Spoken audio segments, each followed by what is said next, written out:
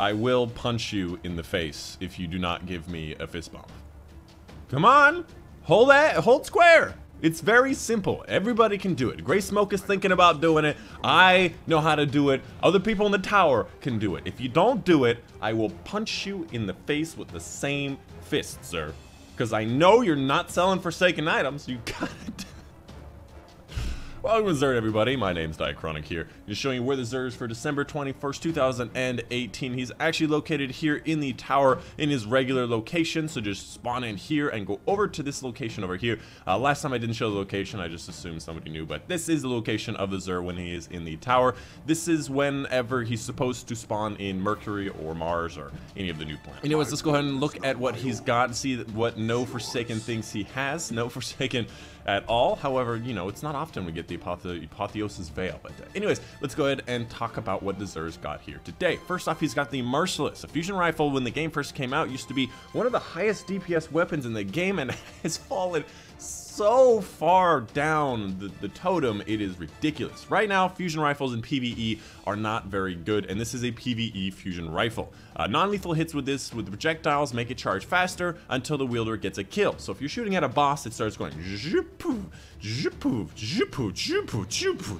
and it just starts firing hella fast, which is really, really nice, and it works absolutely amazing for DPS, for PvE, but there's so many weapons that are so much better than it, and it is just not nearly worth it at all. I definitely see that it has some place in PvP because its charge time is really low, its impact is really high, so it can definitely be useful, but it is just so slow and just not worth it. Its other perk, reloading melee after a kill, gives you weapon damage for a short time. So, you know, if you get a kill with somebody else and then you start dumping the boss, it's even better, but it's still not close. It is not close. I've done lots of DPS tests and fusion rifles are just all the way at the bottom. It's unfortunate because, you know, I actually have a catalyst and then different skins for it.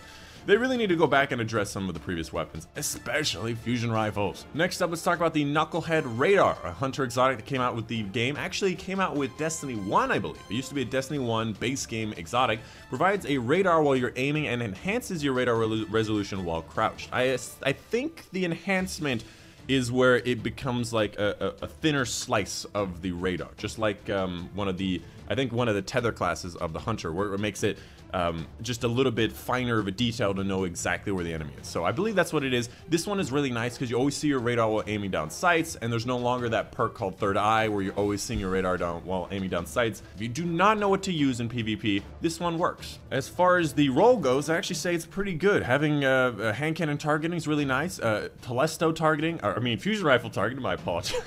I just called it Telesto targeting, is also really nice. It has recovery on it, and then the other two are really not that impactful, but it looks like a pretty good roll for a pretty good PvP exotic. Moving on to the Aon Safe, makes it so you get certain energies back, especially if you have teammates around you with the same Aon type of exotic, but the fact is nobody uses it, so nobody uses it. I would just avoid this altogether. As far as the roll goes, it has sniper and machine gun scavengers, really nice for PvE, as well as PvP, being able to get more sniper in case you are sniping. So it's a decent with hand cannon stuff. It's a decent roll if you're looking for different things, but the exotic itself is really not that good. Next up, let's talk about Apotheosis Veil. Apotheosis, the word I think has to do with like ascendance to godhood or something. It's a really cool sounding word, and this one is not really that amazing of an exotic. It's somewhat bombastic in the way it works. Basically, you immediately regenerate health, melee, grenade, and rift energy upon activating your super, and nearby allies recharge your class abilities faster. I assume that's on super use. Otherwise, that might actually be useful of just helping your allies in general, but I can't remember which it is because I just never use this exotic. Overall, this is a generally universally useful exotic.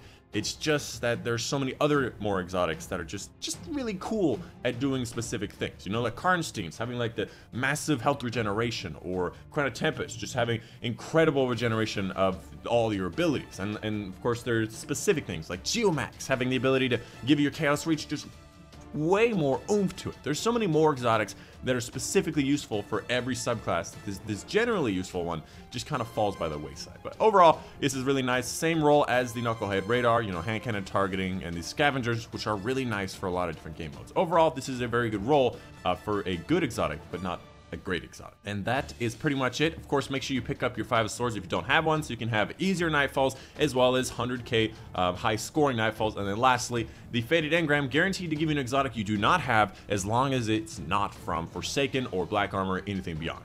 Totally worthless if you've been playing this game a lot. But that's it. That's the video for guys today. That is the Xur. I am still waiting for this goddamn fist bump. That's it. Hope you guys did enjoy. My name's been Dychronic, and I will see you guys on the next one. Bye-bye.